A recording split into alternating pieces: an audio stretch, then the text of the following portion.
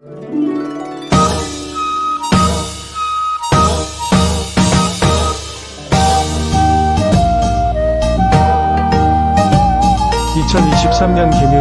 개묘년 시작을 더국원 운수학원 역사특강으로 전범위 한국사를 통해 내신과 한능검 시험까지 2마리의 토끼를 다 잡으세요. 자, 우리 유역비 14강입니다. 조선 후기에는 신분제가 동요하기 시작한다는 거야. 그리고 농민 분기가 일어나게 된다. 자, 신분제, 선생님이 지난 시간에도 이야기를 했는데, 우리가 여학생들의 선생님이 항상 공주 이렇게 부르는데, 한 여학생이 굉장히 이제 불편하다는 표현을 하더라고요. 자기는 훗날 장차 이 잔다르크처럼 신분제에 맞서 싸우는 여전사처럼 크고 싶다. 공주라는 표현은 삼가해달라라고 이야기를 했는데요. 선생님이 그때 그 이야기를 한참 상기하면서 이야기를 했었죠. 우리 정말 역사상으로 신분제는 길게 우리 역사에 함께 왔어요. 그리고 부당하게 그런 신분 차별 때문에 죽은 사람들도 있었고, 아직까지도 신분제가 존재하는 나라들이 있습니다. 그쵸? 근데 결과적으로 우리나라에서 이 신분제를 한 번에 이렇게 후두둑 무너뜨렸던 건 뭐예요? 바로 화폐 경제입니다. 자본주의가 들어서면서 더 이상 신분은 면목북이고, 우리나라 안에서는 신분이 크게 의미가 없게 된 거야. 부를 축적해야만 그것이 부가 곧 신분이 되는 사회가 들어서게 되는 것이죠. 이 이야기를 왜 하는 걸까요? 여러분들은 왜 공부를 하세요? 좋은 대학교에 가기 위해서. 좋은 대학교는 왜 가고 싶어요? 뭐 공무원이 되고 싶어서도 있겠고, 아니면은 돈을 잘 버는 직업이 되고 싶어서도 있겠고, 그리고 어떤 친구들은 대기업에 가기 위해서, 그쵸? 대기업에 가기 위해서 공부를 한다라고 이야기하는 친구들 수두룩 빽빽하죠. 여러분들이 삶의 가장 중심적이고 핵심적이고 내 삶의 가장 중요한 가치라고 생각하는 이 돈. 돈이 있으면 곧 행복할 것 같죠? 그쵸? 돈이 있어도 행복하지 않다라는 것은 더 많은 돈이 있으면 행복할 것 같죠? 그쵸? 그것보다 더 많은 돈이 있으면 행복할 것이다 라고 하는 명언들도 있는데요. 여러분들 삶의 가치를 돈에다가 둘 수는 없습니다. 언제부터 화폐 경제가 우리의 일상을 이렇게 좌지우지하게 되었을까요? 언젠가는 이 조선시대의 신분제가 없어진 것처럼 자본주의도 몰락할 수 있는 것입니다. 그러니 돈을 위해서 공부하는 사람이 아니라 내면을 다스리고 더 나은 사람이 되기 위해서 공부할 필요가 있겠습니다. 아시겠죠? 자, 그럼 우리 14강 같이 한번 시작을 해보도록 할게요. 조선 후기에는 어떤 변화들이 있었는지.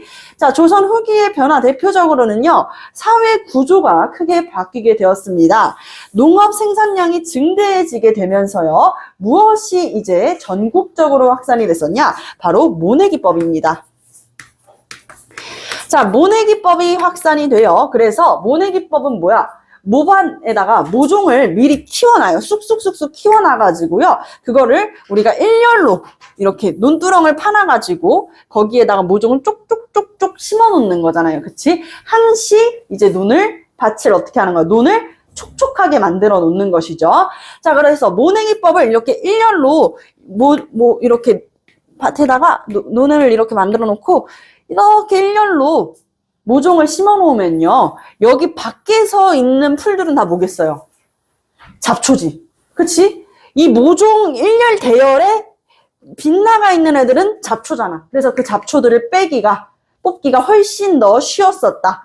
자, 이렇게 모내기법을 만들면서 모내기법이 확산되면서 생산량이 훨씬 더 늘게 되고요. 그러면서 벼는 이제 5월부터 10월까지, 그리고 보리는 10월부터 5월까지 농사를 짓는 거야. 즉슨 무슨 뜻이냐? 한 땅에서 작물을 몇 개나 키울 수가 있는 거야? 벼랑 보리잖아. 그렇지, 2개를 키울 수가 있는 것이죠. 2개를. 자, 그래서 벼와 보리를 이제 재배하는 달은 달라요. 하지만 한 땅을 조금이라도 쉬지 않고 계속한다. 그래서 달을 이자를 씁니다. 이모작을 확대하는 것이에요. 달은 이런 작물을 한 땅에서 2번이나 키우게 된다라는 이야기입니다. 자, 벼와 보리를 이제 이모작 벼와 보리를 한 땅에서 2번 이렇게 농사를 짓게 된다는 이야기입니다. 자, 그러면은 훨씬 더 노동력은 감소하게 되는 것이죠. 사람들이 크게 힘들이지 않고 더 많은 것들, 더 많은 농산품을 이제 재배할 수 있게 되면서 어떻게 된 거예요? 부를 축적한 농민들, 분농이 등장하게 됩니다. 부를 축적한 농민들, 분농층이 등장하게 됩니다. 부를 축적한 농민들, 분농층이 등장하게 됩니다. 자, 2번입니다. 상품 작물이라는 걸 흔히 떠올리면 돼요. 여러분들, 없어도 우리 삶에선 크게 문제가 되지 않아요. 없어도 우리가 죽지는 않아. 하지만 있으면은 우리 삶이 조금 더 윤택해질 수는 있을 것 같은 것들. 자, 상품 작물로는요, 쌀, 목화는 뭐야? 고려시대 때 이제 우리나라에 접어들게 돼가지고 이 면직물 사업을 위해서 실을 만들기 위해서 들어왔던 것이었죠. 뿐만 아니라 채소, 그리고 담배는 여러분들 다 딱 하면은 하얀 색깔 얇은 그게 떠오르잖아요. 그죠? 그 막대기 같은 게 떠오르는데 그 막대기를 똑 하고 부셔보면요. 안에 가루가 들어있어요. 그쵸? 갈색깔 가루가 들어있는데 그게 바로 무엇이야? 그게 바로 담뱃잎이에요. 담배라는 식물이 있는 거야, 얘들아. 그 담배라는 식물을 키워가지고 그 담뱃잎을 말려서 종이에다가 말아가지고 피우는 거, 그게 바로 담배였습니다. 종이에 말지 않아도요, 옛날에는 곰밤때라 그래서 그 담뱃잎을 태우면서 피웠었던 게 지금 오늘날의 담배가 되는 것이고요. 뿐만 아니라 어초, 약재들까지도 이제 키워나갔다는 이야기. 자, 조선 후기에는요, 경제도 크게 변하게 되는데요. 이제 정조 때 신해통공, 한마디로 시전상인들의 금난 정권을 폐지하게 되면서 더 많은 이 사상들이 활발하게 활동을 하게 됐다. 자, 신해통공을 통해 가지고 시전상인들의 권한은 내려가고 그리고 사상들의 권한은 올라간다라고 이야기를 했었습니다. 자, 장시와 함께, 장시가 무엇이야? 보부상이에요. 여러분들 이효석 작가의 메밀꽃 필 무렵 기억나세요? 허생원과 조선딸, 그리고 왠지 허생원의 아들일 것 같은 동의까지 나오는 이 소설인데요. 이유석 작가의 특별한 그 문체가 도드러지는 소설인데, 여기에서 허생원과 조선딸이 어떻게 만나게 돼요? 둘이 동업자였거든. 장에 나가가지고 이제 팔 일을 하다가 이제 허생원이 고기를 파는 사람이었었는데, 자, 이렇게 거기에서 활동을 하다가 동업자를 만나게 되고 또 동의를 또 만나게 되는 거야. 그래서 장이 열리는 데가 있으면 어떻게 돼요? 나귀를 타고 가게 되는 거야. 등짐을 메고 이동을 하는 거야. 장이 열리는 곳을. 그들을 우리가 보부상이라고 이야기를 했습니다. 장시 아시겠지요? 자, 장시뿐만 아니라 대동법을 통해 가지고 공인들의 활동도 활발해져요. 대동법에 대한 내용은 선생님이 이번에 주말에 영상으로 찍었었던 11강의 내용에 보면은 더 구체적으로 설명이 되어 있었는데요. 토지 한 결당 쌀을 12두를 걷게 하는 바로 이 대동법은 공납의 폐단으로 인해 가지고 제정되었었던 법입니다. 무엇이요? 공납의 폐단입니다. 사람들이 가장 힘들었었던 게 이 공납의 폐단이었거든요. 이 공납이 어떻게, 바칠 공짜거든. 이 공납이 어떻게 폐단의 길을 걷게 되냐면, 선생님이 산지에 살고 있어요. 선생님이 강원도 산림에 살고 있는 사람인데, 갑자기 나한테 이 지역의 토산물, 즉슨 토산물이 뭐라 그랬었죠? 특산물이라고 말씀을 드렸습니다. 그 지역의 특산물, 토산물들을 어떻게 하라 그래요? 바치라고 이야기를 하는 것이죠. 강원도는 그러면은 산지니까 뭐 삼이라든지 아니면 뭐 밤이라든지 그런 것들을 바쳐야 되지 않을까? 라고 생각을 할 텐데 놀랍게도 갑자기 이 공납으로 전복을 바치라는 거야. 석화를 바치라는 거야. 바칠 수 있겠어요? 못 바쳐요. 우리는 바닷가가 없는데 어떻게 바쳐요? 그렇죠? 그래서 그거 구하려면 구할 수도 없는데 해가지고 돈 주고 어렵사리 구해왔어. 근데 이거 미안한데 이거 우리 시전상인 거 아니면 안 받아 라고 해버리는 거야. 그럼 어떡해? 또 그럼 결국엔 돈 주고 그 사이에서 막대한 이익을 챙기면서 공납은 점점 사람들한테 돈을 바치고 그 시전상인들이 이익을 중간에서 가로채가는 그런 말도 안 되는 이런 세금 제도로 자리를 잡은 거지. 이때 이 백성들의 힘들어함을 아시고 바로 광해군 때 처음 시작되었다라고 여러분들 교과서에도 알려져 있는데요. 자, 광해군 때 처음 시작했던 게 바로 대동법입니다. 즉슨 토산물, 특산물 이런 거 바치지 말고요. 토산물, 특산물 이런 거 바치지 말고요. 뭘 바치라고 이야기를 하는 거야? 각 지역마다 있는 그런 특산물들이 아니라 쌀이나 배, 옷감이죠. 쌀이나 배나 아니면 동전들을 바치라는 것이죠. 쌀은 얼만큼? 토지 한 결당 12두를 바쳐라 라고 얘기했었던 게 대동법입니다. 그리고 공인들은 누구냐면요. 대동법이 이제 전국적으로 시행이 되면서 내가 돈을 주면요. 이 공인들이 그 물건을 사가지고 직접적으로 어떻게 하는 거야? 바치는 거야. 전달까지 하는 거야. 오늘날의 약간 우체국 택배 같은 것이죠. 우체국 택배로 우리가 예를 들면 지역의 토산물을 사면은 전달까지 해주잖아. 그치? 배송까지 해주잖아. 그래서 그 공인들이 성장을 했었다. 부부상도 있었고요. 자, 사상의 성장입니다. 사상은요, 여러분들 고등학교 시험 문제에 나와요. 고등학생 친구들. 갑자기 뜬금없이, 뭐야, 경강상인이 뭐지? 만상이 뭐지? 외울 때는 없겠죠. 외울 시간이 없습니다. 갑자기 그렇게 달달달달 외우려고 하면 외워지지가 않겠죠. 이유가 있어요. 자, 볼게요. 한양에서 이제 주로 활동을 했었던 사상들을 우리가 경강상인이라고 했었고요. 경강상인이라고 불렀었고요. 경강상인. 자, 그리고 의주에서 활동을 했었다. 자, 의주, 우리나라 지도 한번 떠올려 볼까? 자, 의주가 어디예요? 자, 이 가운데 기점에서 동쪽에 있어, 서쪽에 있어? 에휴, 진짜 속 터진다, 정말. 동쪽에 있어, 서쪽에 있어, 의주가. 위화도 해군 어디에서 있어? 의주 근처였잖아, 의주. 얘들아, 여기잖아. 어? 여기잖아. 여기 어디랑 가까이 있니? 여기 어디랑 가까이 있어?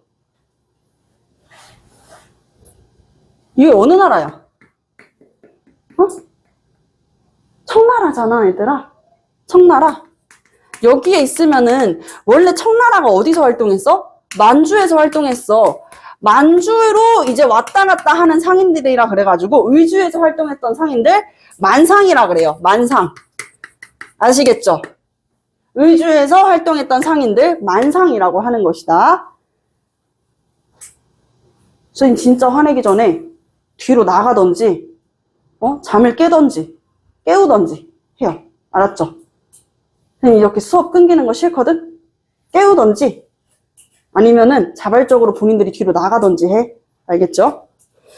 자, 개성은요. 옛날에 고려가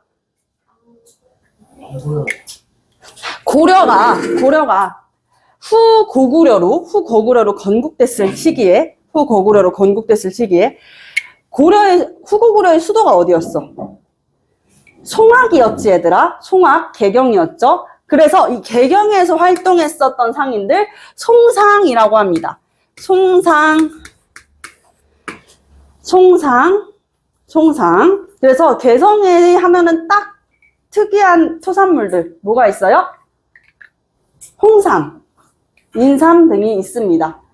그쵸? 인삼을 이제 말려가지고 홍삼이 있죠. 그래서 송상 등이 있었고요. 부상에서 활동했었던 이제 사상들을 내상이라고 했습니다.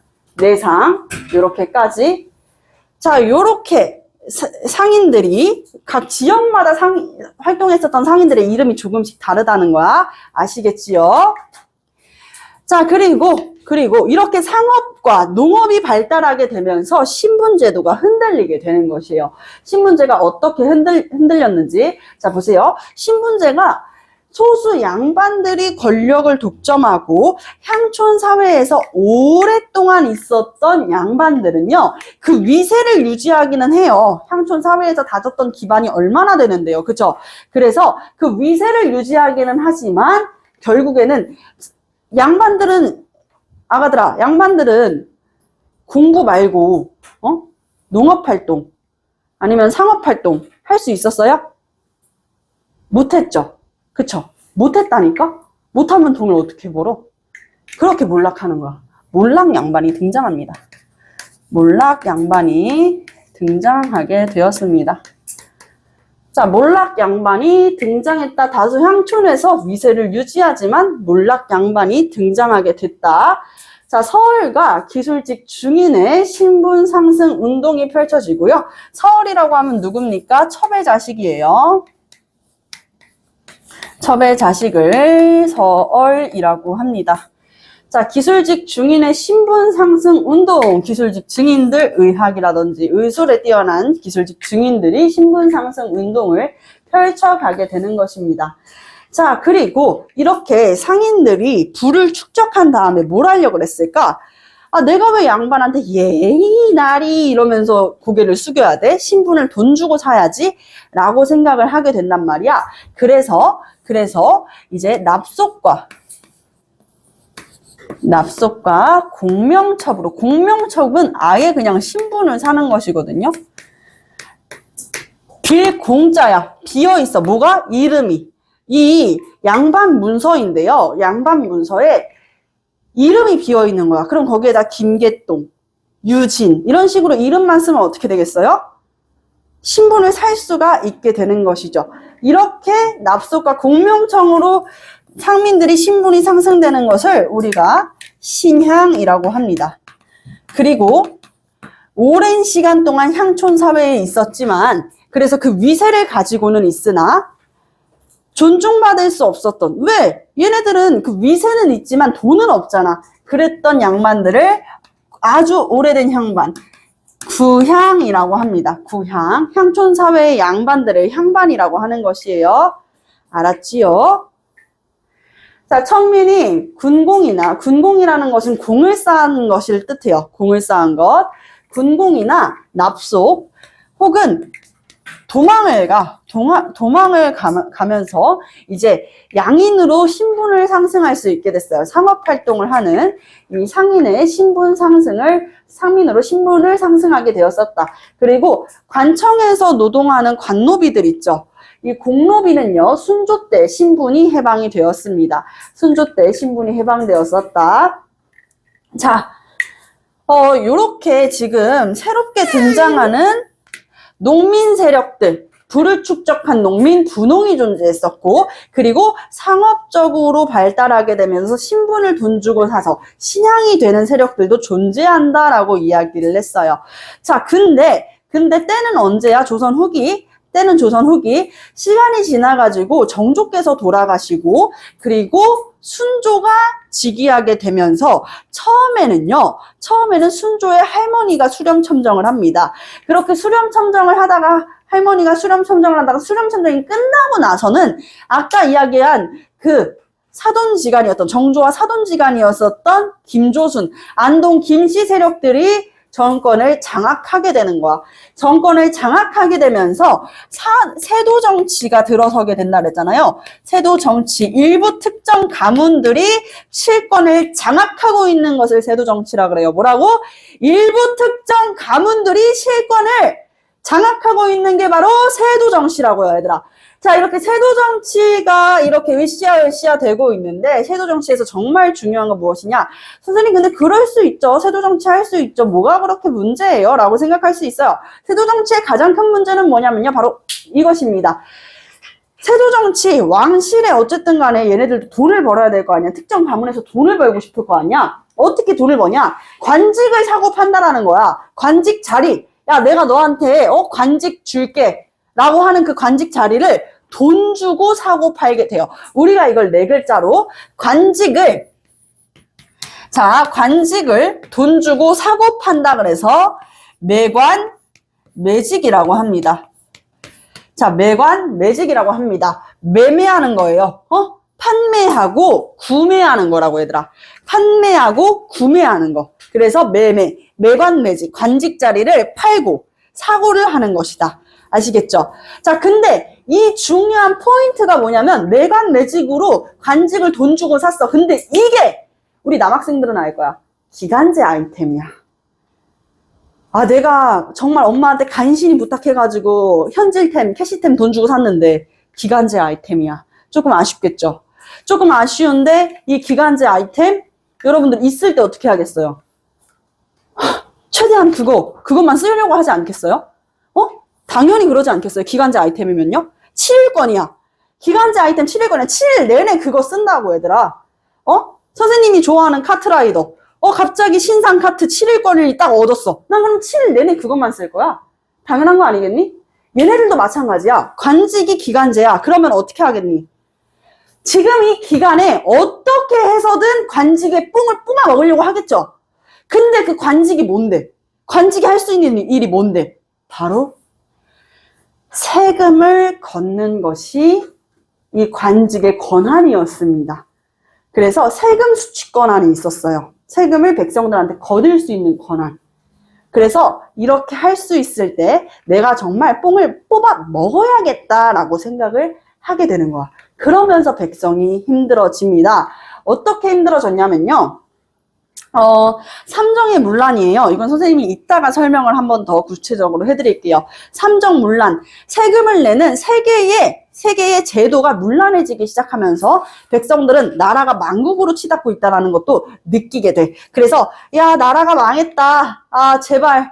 이렇게 나라가 망해갈 때면은 사람들이 되게 원시적인 것에 의존할 수밖에 없단 말이야. 그러면서 이제 믿게 된 게 여러분들 마법의 소라고동 아니겠습니까? 저 진짜 나라가 망할까요? 응. 나라가 언제 망할까요? 기다려. 이렇게 되는 거야. 우리 이거 믿어요? 안 믿죠. 거기에다가 그냥 재미 삼아가지고 말은 해볼 수 있겠지만 믿진 않잖아. 근데 사람들은 그걸 믿어야 됐다고. 왜? 믿을 마음 둘 곳이 없는 거야, 백성들이. 너무 힘들고 마음 둘 곳이 없어가지고 그런 예언 사상들이 유행하기 시작합니다. 예언 사상의 대표적인 책은요, 정감록이에요. 정감록에는요, 뭐라고 나와 있었냐면요, 조선 왕조의 전주 이씨 가문이 무너져 내리고 조선은 끝이 나고 정씨의 새로운 나라가 개창될 것이다. 조선은 끝났다. 퇴. 하는 내용들이 들어가 있었습니다. 조선 망했대. 정씨의 새로운 왕조가 들어설 것이다. 라고 이야기를 하는 거야. 이게 바로 예언 사상입니다. 내가 예언해 줄게. 마법의 소라고동. 굉장히 원시적이잖아요. 그죠? 자, 그리고 원시적인 사상 하면은 또 하나가 더 있죠. 아, 나를 구원해 주러 오실 거야. 응? 구제하러 와주실 거야. 라고 얘기하는 구원사상. 바로 미륵신앙입니다. 미륵신앙. 미륵불께서 우리를 구원해 주실 것이다. 라고 주장하는 게 바로 미륵신앙이 되겠습니다. 아시겠지요? 미륵신앙. 자, 그리고요, 세 번째는 크리스트교예요. 근데 이 크리스트교, 천주교잖아, 얘들아. 이 천주교가 처음에는요, 우리가 청나라를 통해가지고 천주교가 들어왔는데, 청나라를 통해서 천주교가 들어왔을 때 하나의 종교의 의미로서 들어오지 않아요. 우리가 섬겨야 되는 건 오로지 하늘에 계신 아버지뿐이며, 이렇게 들어오는 게 아니라고, 얘들아. 너무 당황스럽잖아, 그치? 갑자기 우리한테 섬겨야 되는 거는 임금이 아니라 전하가 아니라 하늘에 계신 우리 아버지는 여기 계시며 이렇게 얘기하면 우리 뭐야 이거 이렇게 생각할 거 아니야. 처음에 들어왔을 때는 어떻게 들어왔냐? 서양의 학문으로 들어와서 우리가 이것을 서학이라고 부르게 되는 것입니다. 서학이라고 부르게 된다. 서양의 학문으로 들어왔다. 종교적인 이런 느낌보다는 학문의 느낌이 훨씬 더 강했었습니다. 아시겠지요? 자, 서학은요, 18세기에 남인 세력들이 수용을 하면서 중인, 상민, 부녀자들을 중심으로 한마디로 양반을 제외하고 중인, 상인, 이 부녀자들, 여자들을 중심으로 확산되는데 그 이유가 있을 거 아니야. 자, 서학, 천주교에서 이야기를 하는 가장 대표적인 게 뭐야? 아, 그럼 물론 맞지? 하늘에 계신 우리 아버지만을 믿어야지. 그래, 그거 말고. 자, 하늘 아래 모든 사람들은 다 어떻다? 평등하다. 그치? 기독교에서 이야기를 하길 모든 사람이 평등하다 그러지. 주님 다음으로 목사님 최고고 목사님 다음으로 누구누구 있고 이렇게 줄 세워요? 안 그래요. 다 주님 앞에서는 우린 다 뭐야? 어린 양인 거예요. 주님의 어린 양으로 죄를 짓고 태어난 우리는 막 이런 식으로 줄줄이 얘기하시잖아요. 다 똑같다는 거야. 남녀 뭐 어쩌고저쩌고 없어요. 조선 후기 때는 여성들의 이런 사회적인 권한이 굉장히 약해지면서 조선 전기보다 가부장적인 사회가 더 극심해진단 말이야. 그래서 여성이 진짜로 재산처럼 취급이 돼. 얘들아. 여성이 재산처럼 취급이 되고 여자들은 정말 감히 어디 남자들 얘기하는데 이런 얘기가 그 당시에 나왔던 거야. 조선 후기 때요. 근데 이런 여성들이 우리는 사회적으로 우리가 참여할 수 있는 건 아무것도 없으니까 라고 생각했는데 이런 여성들한테 아니야. 주님 앞에서 우리는 다 똑같은 주님의 어린 양이고 모든 사람들은 평등이라고 얘기하니까 얼마나 땡큐입니까? 그죠? 그래서 이렇게 중인상민 부녀자들을 중심으로 확산이 됐는데 요거를 당연히 싫어했던 신분제를 어떻게 하는 거야? 신분제를 지금 부정하는 거지. 신분제를 부정하는 거니까 당연히 누가 싫어했겠어?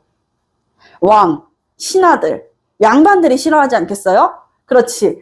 그렇기 때문에 이 서학은요, 정부에서 금지시킵니다. 정부에서 금지를 시키게 됩니다. 정부에서 금지를 시키게 된다. 그러면서 이 천주교를 믿는 교도들을 대거 박해하는 사건들, 앞에는 해가 붙고요, 땡땡 박해로 불리게 될 것이에요. 신의 박해, 신유 박해, 병인 박해 등등이 있습니다. 자, 이렇게 땡땡 박해가 있다. 여기까지만 기억을 해주시면 돼요. 한마디로 천주교를 믿는 조선의 백성들, 교도들을 대거 학살하거나 아니면은 죽이거나 하는 것들을 우리가 땡땡 박해라고 해요. 박해가 들어가 있으면은 천주교도들이 괴로웠구나라고 이해를 해볼 수가 있는 거야. 마치 사화처럼. 사화는 뭐야? 살인 세력이 화를 입었다잖아. 그치? 살인이 뭔가 무슨 일이 있었구나라는 거 알죠? 사화 들으면. 박해는요, 천주교도, 서학을 믿는 천주교인들이 뭔가 박해를 당했구나, 안타까운 일이 있었구나, 이렇게 이해를 해야 된다는 거야. 오케이, 이해되셨죠? 자, 좋습니다. 자, 이렇게 서학이 들어오게 되고요. 그리고 이 서학은 뭘 안 지낼까? 주님만을 믿어야 되다 보니까 뭘 안 믿냐면요. 조상님을 안 믿어요. 왜? 조상님은 선대에 돌아가신 뭐야? 영혼이잖아. 그치? 제사를 지내는 건 뭐야? 조상님한테 제사를 지내는 거잖아. 잠깐 오셔가지고 식사하고 가실 거라고 믿고 있는 거잖아, 우리는. 아니면 제사상을 왜 차려? 우리 맛있게 먹으려고? 너네들 밥 차려주려고 엄마, 아빠들이 그렇게 일찍 일어나가지고 할머니부터 온 가족 다 모여가지고 전부 쳐요? 우리 애기들 맛있게 먹어라. 이러려고? 아니잖아요. 그쵸? 왜? 조상님들을 모시기 위함이야. 우리들의 선대, 조상님들, 1년에 2번이라도 이렇게 오셔가지고, 올해 맛있는 거 이렇게 있으니, 이거 드시고 좋은 곳으로 가시어요. 아이고, 잘 지내셨어요. 이렇게 이야기하기 위함이라고, 얘들아. 그런데 이 제사를 지내는 거, 즉, 사실상 누가 오는 거예요? 귀신이죠? 죽은 사람이 오는 거니까 귀신이잖아. 그치? 아무리 조상님이어도. 죽은 사람이 오는 거니까 귀신을 믿는 거잖아. 귀신도 신이야, 얘들아, 결국에는. 절대 천주교에서 허용하지 않는 게 있어요. 천주교, 그리고 이슬람교를 믿는 사람들을 무슬림이라 그러잖아. 그렇지? 알라신을 믿는 무슬림, 그리고 야훼를 믿는 유대교 한번 떠올려 볼래, 머릿속에? 단 한 명의 신만 모시죠. 유일신 종교는요, 우상 숭배를 엄격하게 금지시킵니다. 그래가지고 여러분들 터키, 이번에 대지진은 정말 안타깝게 생각합니다. 자, 터키 안에서, 튀르키예에서 있는 이슬람 사원들이 굉장히 많아요. 그치? 이슬람 사원 안에 들어가 보면요. 성 소피아 사원이라든지, 이제 소피 사원이라고 하잖아요. 이렇게 들어가 보면요. 무슨 일이 있어요? 벽에, 그래도 교회 같은 데는 약간 스탠다드 글라스로 이렇게 생유리로 해가지고 예수님이나 어린 양이 있는데, 이슬람 사원엔 그런 게 하나도 없어. 다 아라베스크 무늬로 덩굴 무늬밖에 없단 말이야. 왜? 거기에다가 벽에다가 사람을 그리던 동물을 그리던 사슴을 그리던 그거는 다 그 동물이나 사람을 믿는 우상숭배처럼 여겨지기 때문이지. 그러니 서학이 우리의 정서랑 맞지 않는 건 제사를 부정한다는 거야, 얘들아. 제사를 부정한다는 거야. 그러니 이제 양반들이 들고 일어서는 거지. 야, 이놈 자식들아, 너희는 애미도 없어! 이렇게 얘기하는 거야. 갑자기 당황스럽죠, 욕먹으니까. 왜 그렇게 생각을 하는 거야? 부모님한테 제사도 안 지낸다는 거잖아, 즉슨. 그래서 천주교식으로 제사를 지냈다가 이제 서형이 뭐예요? 처형됐던 사형당했었던 인물들도 있어요. 정조 때 신의 박해라고 합니다. 그러니까 너무 우리 동양의 정서랑은 안 맞는 거지. 그래서 동양의 정서대로 동양의 학문으로 나온 게 동학이에요. 자, 동학은 동양의 학문이란 뜻인데 마찬가지로 평등 사상을 강조했습니다. 평등 사상을 강조했다. 모든 하늘 아래 사람들은 다 평등하다라는 것을 주장했었다. 동학이다. 아시겠죠? 동학이 창시되었습니다. 동학. 자, 동학은요, 몰락 양반 출신이었었던 경주의 몰락 양반 최재우가 창시했었던 종교입니다. 경주의 몰락 양반이었었던 최재우가 창시했던 종교고요. 그리고 제2대 교주는 최시영이 되겠습니다. 세상을 어지럽혔다는 이유로 이 최재우와 최시영 모두 처형됐어요. 자, 동학은 누가 창시했다? 최재우. 중학교 문제에서는 잘 나오는 파트입니다. 꼭 기억을 해주세요. 평등 사상이 어디서 나타나냐면요. 인내천 사상에서 드러나요. 사람이 곧 하늘이다 라고 하는 인내천 사상과 더불어가지고 후천개병 사상. 하늘이 무너지고 새로운 세상이 열린다는, 하늘에서 새로운 세상이 열린다는 거야. 자, 이제 조선 왕조 어차피 끝물이야. 다 왕했고 새로운 세상을 개창한다.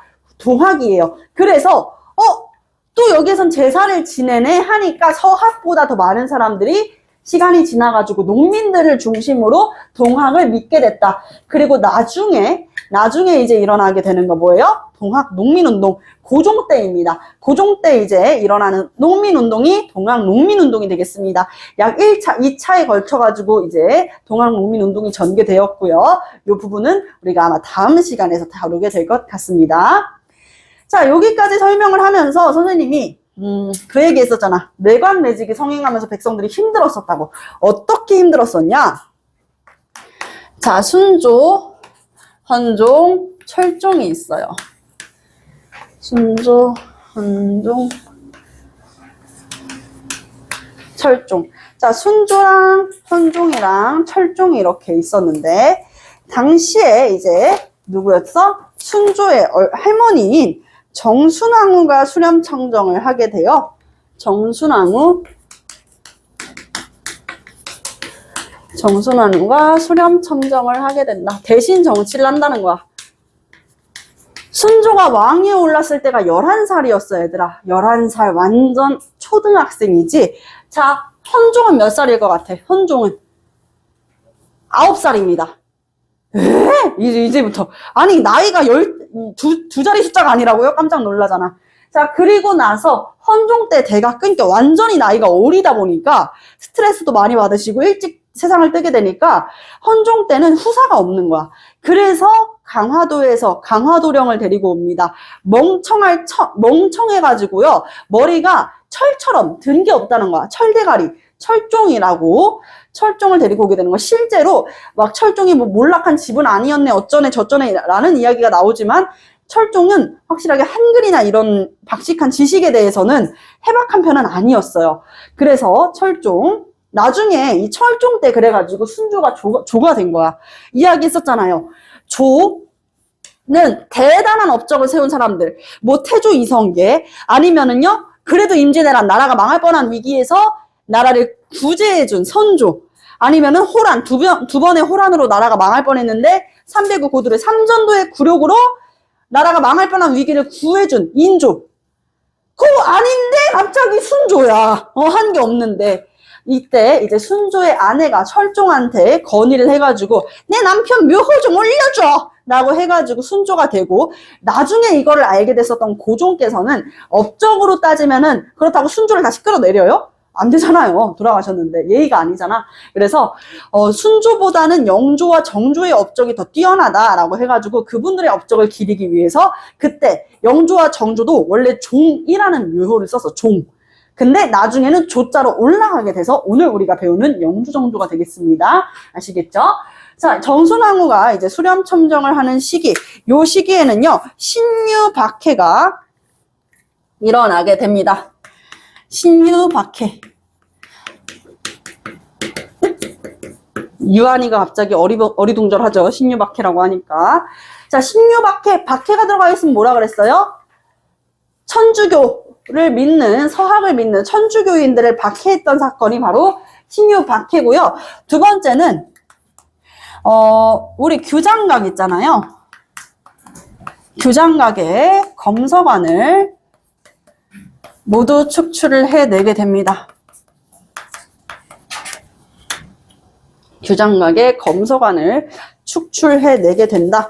그러면서 장용령을 혁파해요. 장용령, 왕실의 호위 부대였었던 장용령을 혁파하고, 그리고 훈련도감 1593년 한마디로 잠깐 휴전 타임이라는 휴전기에 만들어졌었던 직업 군대 양상이었던 훈련도감과 비변사를 장악합니다. 비변사를 통해 가지고 세력을 키우게 된다.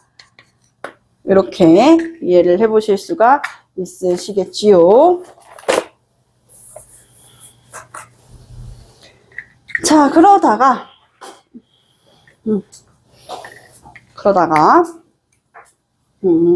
순조 때 정순왕후 수렴 첨정기가 지나고 나서부터는요, 안동 김씨의 김조순이 대신 정치를 하게 되는 것이죠. 김조순의 통치기로 접어들게 됩니다. 안동 김씨 세력이었고요. 아까도 얘기했다시피 세도 집안들 순조, 헌종, 철종 때는 우리가 다 뭐라 그런다 그랬어? 특정 집안에서 실권을 장악하는 세도 정치기라 그랬었잖아요. 그죠? 세도 정치기. 특정 가문이 누구냐? 자, 순조 때는 안동 김씨, 헌종 때는 풍양조 씨. 그리고 철종 때는 다시 안동 김씨로 넘어가게 됩니다.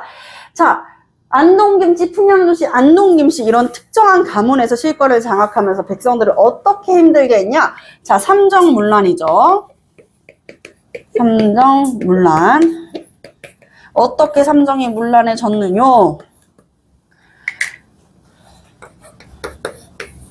자, 우리가 세금을 내는 것을 정으로 끝났었잖아.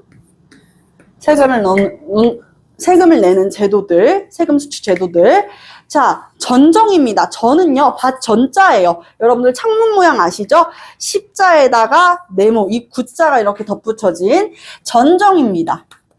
토지에 대한 세금을 수취하는 게 어떻게 문란해지냐면, 여러분들 이때 당시에는요, 제곱미터 단위, 즉슨 부피를 측정할 수 있는 단위가 제대로 없었어요. 뭐가 없었다고? 부피를 측정할 수 있는 단위가 없었다고요. 그쵸? 그리고 평수도 일제감정기 때 들어온 일본의 그러니까 부피를 측정하는 단위였단 말이야. 이때는 단위별로는 제대로 몰라. 그러니까 눈대중으로 어림잡는 거야. 자, 우리 예은이가 가지고 있는 토지가 지금 딱 책상만큼인데 내가 대충 어림잡아가지고 한 이만큼 하면서 토지에 대한 세금을 더 과하게 물렸었던 것이죠. 이해되세요? 내가 실제로 가지고 있는 건 요 정도인데, 눈대중으로 보니까 이 정도 되겠다 하면서 그것보다 더 많은 세금을 거두었었던 거, 전정입니다. 자, 그리고요, 군정의 문란. 선생님, 솔직히 군정은 문란하면 안 되죠. 영조께서 사람들이 군역에 대한 부담을 줄여주기 위해서 어떻게 했어요? 1년에 군포를 한 필만 거둬도 된다고 그렇게 얘기하기를 했는데, 근데 그 한 필을 매관 매직 기간제 아이템이잖아. 그러니까 어떻게든 지금 당장 쏙쏙쏙쏙 빼먹으려고 하는 거야. 어떻게 그랬냐? 자, 군역의 의무는 누가 지는 거라 그랬었지? 16세부터 60세 미만의 모든 남성들이라 그랬었죠. 그쵸? 양인 남성들. 근데 기가 찹니다. 자, 선생님이 예를 들어가지고 이제 임신을 했어. 임신을 해가지고 저잣거리에 나가가지고 우리 애기 뭐 먹이면 좋지 하고 나와 있는데 갑자기 두둔 이렇게 돈을 주고 관직에 올랐었던 이 탐관오리가 선생님한테 이야기를 하는 거지. 유대감 때 유대감 때 처자, 임신했네 축하요 해가지고, 네, 감사합니다. 건강하게 태어났으면 좋겠어요. 이때는 딸인지 아들인지도 모르잖아, 그치? 건강하게 태어났으면 좋겠어요, 헤헤 하고 있는데 갑자기 정말 아주 그냥 건장하고 튼실한 아들이 태어날 걸세 얘기하는 거야. 어머, 적당 감사합니다. 이렇게 선생님이 푼수처럼 막 이렇게 이야기를 하니까 갑자기 군포를 내놓으라고 하는 거야. 그나저나 그 아가는 아직 군포를 안 내지 않았나? 애인데요? 아직 애기예요. 아직 태어나지도 않았고 여자인지 남자인지 몰라요. 또 방금 남자이라고 하니까 고맙다며. 아들 낳고 싶으니까요. 그러니까 아들이야 축하해. 군포네. 지금 태어나지도 않은 애한테 군포를 내게 할 뿐더러 심지어 이제 막 9살 된 아들 손 잡고 가고 있어요. 9살 된 아들 손 잡고 가고 있어. 근데 이 9살 아들한테도 군포를 내라고 합니다. 야, 아직 16 되려면 한참이에요. 이러니까. 아니, 내가 딱 봤을 때 얘 약간 지금 덜 자라서 그렇지.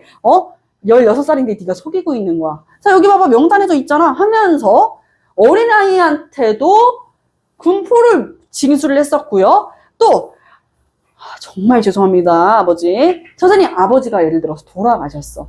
아버지가 돌아가셔가지고 장례식장에 그냥 눈물을 흩뿌리면서 그냥 아버지 하고 있어요. 자, 장을 치르는 거지, 그치? 아버지께서 돌아가셨으니까. 자, 아버지 하고 있는데 갑자기 또 쳐들어와요. 쳐들어와가지고 유대감이 세상을 떠났다면서. 그래가지고 네, 그렇습니다. 아이고 아버지 이렇게 하고 있는데 갑자기 아니야. 좋은 소식이 있네. 자네 아버지 안 돌아가셨어. 네? 어디 계세요? 지금 제 눈앞에 계시는 이 사체가 아버지가 아닌 건 누구시죠? 제 아버지 어디 계세요? 이 세상 어딘가에 살아 계셔. 아버지 군포네. 라고 이야기를 하는 거야. 네? 아버지가 살아 계신다고요? 그럼 아버지 얼굴이라도 한번 보게 해주세요. 라고 얘기하니까 아니! 우리 집에 예를 들어 평안도면은 저기 전라도 끄트머리 어딘가에선 살고 계실 거야. 다 자유롭게 살고 있을 거네. 하하, 군포네. 조선 땅에 살아 계시지 않은가. 군포를 내야지. 헐. 이렇게 돼버리는 것이죠. 이런 썩어 빠진 나라에서 못 있겠다 해가지고 선생님이 도망을 결심합니다. 그래서 짐을 싸고 어린 아들을 데리고 임신한 몸으로 이렇게 짐을 싸고 집을 나서요. 자, 집을 나서가지고 도망에 성공합니다. 도망에 성공을 하면은 무슨 일이 벌어지냐? 우리 옆집에 살고 있었던 준경이가 아무것도 모르고 아침에 일어나서 잘 잤다. 좋은 아침이네. 딱 일어났는데 갑자기 쳐들어와. 저 지난주에 군포 냈잖아요. 지난주. 1년인데 지난주에 왔잖아요. 이렇게 얘기하는데 그래. 최대감댁에는 그렇게 군포 낸 거 내가 알고 있지. 그런데 옆에 유대감댁이 도망가지 않았어. 얘기하는 거야. 아니 그 양반 도망간 거랑 나랑 뭔 상관인데요? 이렇게 얘기하니까 이웃이 도망갔으면 이웃이 책임져야 된다는 거야. 그래서 이웃이 도망가면요. 이웃집에서 그 세금을 내야 됐어요. 군포에 대한 세금. 어떻게든 거들려고 진짜 안간힘 쓰는 것 같지 않니? 왜 그랬겠어? 기간제 아이템이니까 지금 빨리 뽑아 먹어야 되거든요. 그죠? 그랬던 군정. 근데 군정도 진짜 노답인데 이 군정보다도 사람들을 더 힘들게 했었다는 게 있었던 거지. 그게 뭐야? 바로 환정입니다. 환정 별표. 환정은 조선 후기의 백성들이 가장 힘들었었던 제도 중에 하나예요. 환정은 쉽게 얘기해가지고 춘대추납.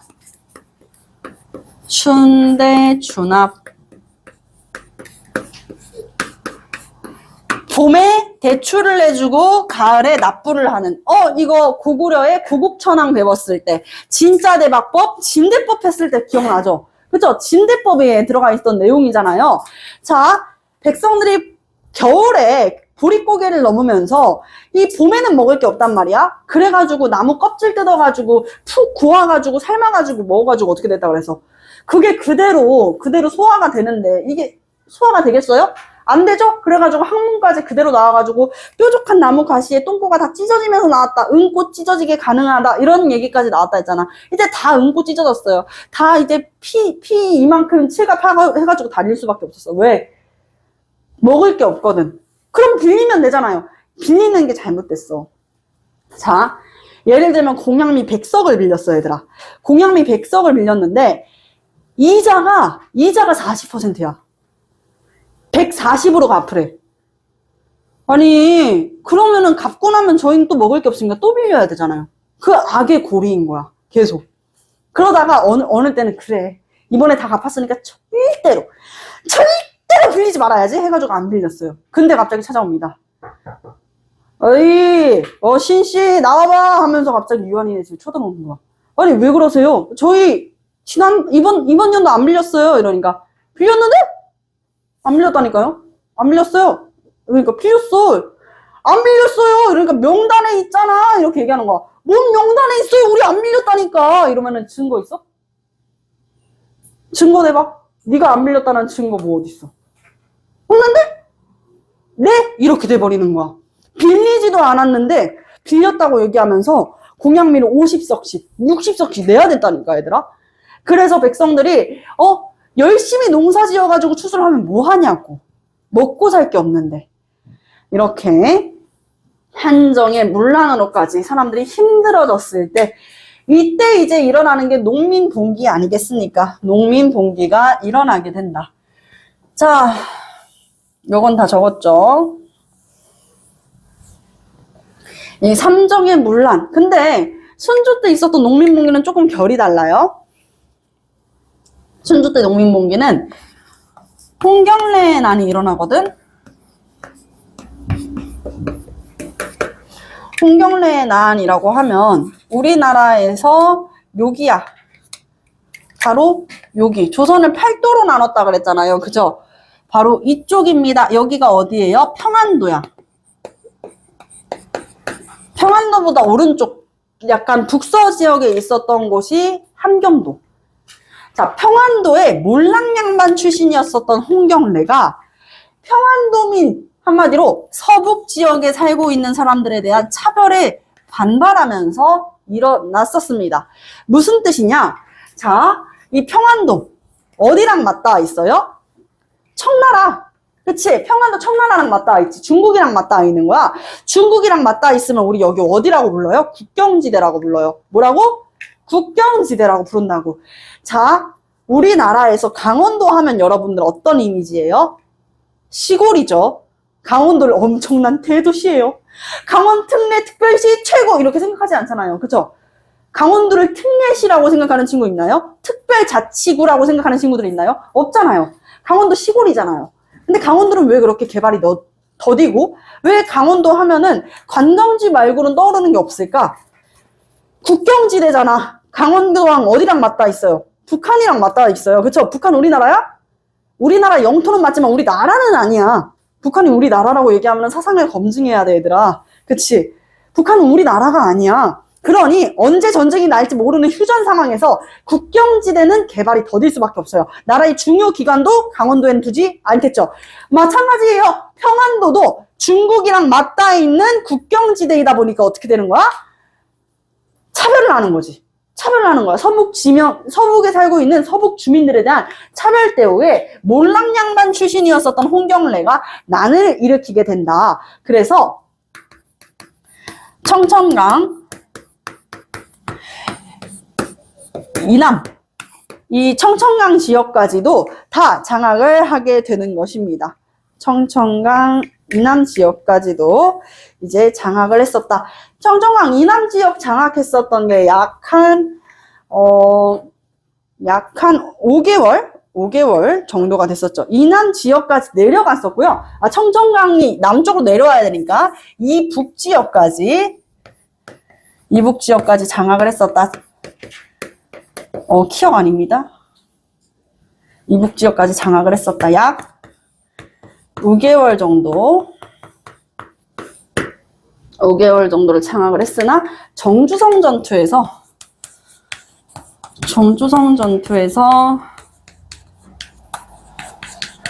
패배하게 되면서 홍경래의 난이 끝이 나게 되는 것입니다. 농민봉기가 일어나서 한 지역의 일대를 약 5달이나 장악하고 있었다는 건 굉장히 큰 일이거든요, 여러분. 아시겠죠? 자, 이 홍경래의 난이 일어난 지 얼마 채 되지 않아서 헌종 때 아닙니다. 바로 강화도령, 철종 때 또 안동김씨 세력들이 집권하고 있을 때 또 난이 일어나요. 이것을 우리가 임술농민봉기라고 합니다. 임술농민봉기. 옆으로 조금 더 올게요. 아야.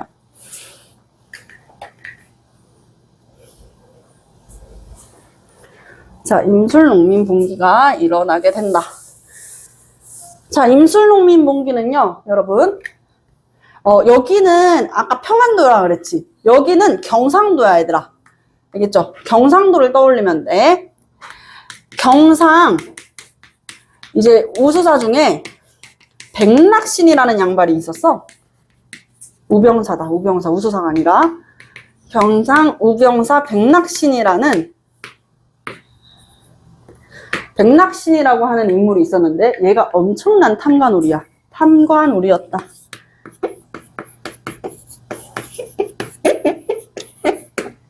자, 매우 엄청난 탐관오리. 그러니까 백성들을 수탈하고 전정, 군정, 환정 다 사람들을 수탈하고 있었던 양반이었단 말이야. 그래서 이 경상우병사의 부정부패에 화가 났었던 유계춘, 마찬가지로 몰락양반 출신이었거든요. 유계춘이라고 하는 몰락양반이 주도를 합니다. 그래서 이 유계춘을 주도로 경상도 지방 일대의 농민들, 백성들을 싹 모아요. 그래서 전국으로까지 확대가 됐어요. 엄청나게 큰 봉기죠. 전국으로 확대되었었던 매우 큰 농민 반란, 농민 봉기가 되겠습니다. 자, 이렇게 농민 봉기가 일어났을 때 진짜 사실상 임술농민 봉기가 아니라 전쟁 수준이었었거든, 얘들아. 자, 이렇게 사람들이 다 일어나가지고 이대로는 못 살겠다 하고 들고 일어나게 된 거야. 이때 진주 있죠? 경상도 진주. 그리고 경상도에 또 어디 있어요? 선생님이 영락학파 중에 남명족식 선생님이 명종이 무슨 직위를 권했었다 그랬지? 단성의 현감이라는 직위를 권했었댔잖아. 단성도 지금 어디에 있는데요? 경상도에 있는 곳이에요. 단성과 그리고 진주 일대에서 모였던 사람들이 전투를 하게 됩니다. 하지만 이윽고 관군들이 진주성에서 전투를 하게 되는데 결국 이 임술농민봉기가 끝이 났던 것도 안동 김씨 세력들이 잠깐만, 야, 우리 앞으로 더 집권을 해 나가야 되는데 조선을, 김씨 세력들이 조선을 다 먹어야 되는데 이거 진짜 보통 일이 아니네. 야, 너네 왜 그러는 건데? 얘기나 좀 들어보자. 너네 왜 그래? 왜 그러는 거야? 뭐 불만 있으면 말을 해. 이렇게 얘기하니까 삼정문란 때문이래. 알겠어. 그러면은 삼정문란을 우리가 바로 잡아줄게. 삼정문란을 바를 정자입니다. 삼정문란을 바르게 바꾸는 기구. 삼정이정청을 설치하게 돼요. 하지만 실질적으로 영향은 없었습니다. 삼정문란이 개선되지는 못했어요. 시험 문제에 잘 나오는 포인트. 안녕. 자, 이 포인트는 뭐냐면 삼정이정청을 어디에서 설치한 게 아니라고, 얘들아? 농민들이 설치한 게 아니라는 거야. 봉기를 일으킨 농민군이 설치한 게 아니라 바로 이 안동김씨 세력들을 기반으로 했었던 정치, 한마디로 조선 왕실 안에서 이 삼정이정청을 설치해 주겠다라고 이야기를 한 거고요. 자, 여기는 중학교 난이도보다는 조금 더 높습니다. 이때 안핵사로 파견되는 사람이 있어요. 안핵사가 무엇이냐? 농민봉기가 이때 하도 많이 일어나니까 안핵사라고 하는 임시 관직이 따로 나와. 농민봉기를 조사하는 관직인 거야. 이해되시죠? 농민봉기가 너무 많이 일어나니까 이런 농민봉기를 조사하는 관직도 나오는 거야. 이때 이제 안핵사로 파견됐었던 인물이 사랑방의 박규수 선생님입니다. 안핵사로 박규수가 파견되게 된다. 자, 여기까지가 이제 우리 14강의 이야기인데요. 14강. 고생 많았고요. 뒤에 있는 문제 같이 한번 풀어볼게요. 네, 우리 이번에는 14강 뒤에 있는 문제 같이 한번 풀어보도록 하겠습니다. 15강과 16강은요, 여러분들 영상 수업이 따로 있고요. 그리고 오늘 과제로 여러분들한테 4단원과 5단원 이 평가 모의고사 문제와 그리고 실전 문제 이렇게 두 장을 배부를 할 예정입니다. 1번 오잉?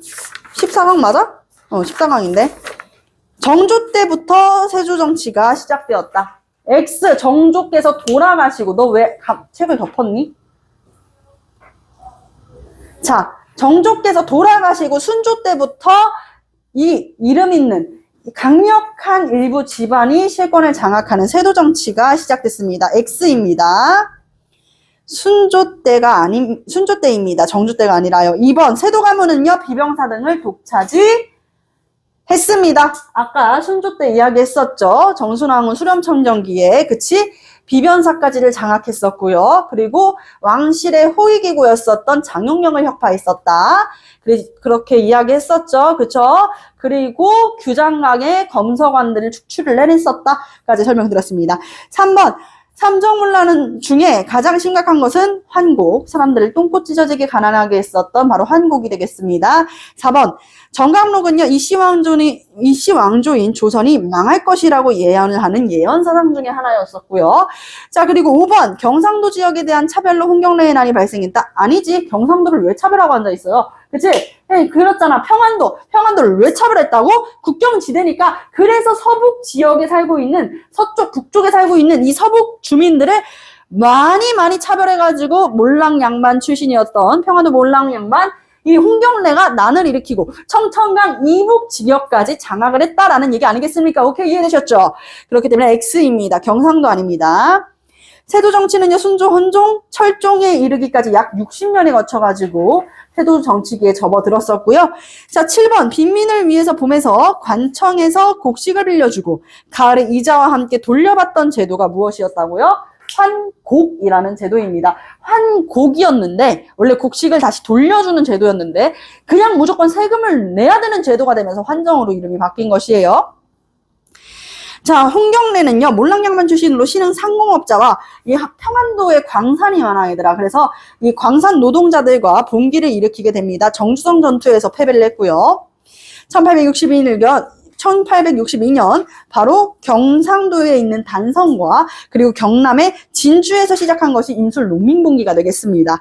자, 10번 임술농민봉기에 대해서는 철종 때 임술농민봉기에 있어서는 삼정 이정청을 정부가 설치해준다라고 약속을 하게 되면서 끝이 나게 되지만 실질적으로 삼정 이정청은 의미가 없었다. 오케이, 좋습니다. 자, 그래서 15강, 16강은 건너뛰고요. 우리 다음 시간부터는 이 세도정치기를 끝내기 위해서 안동김치 세력들의 이 상갓집의 개가 되어 연기까지 마다치 않았었던 흥선대원군의 이야기를 해보면서 흥선대원군과 고종집권기 그리고 일제감정기의 시작을 같이 여러분들과 목요일 날에 해보도록 하겠습니다. 고생하셨습니다.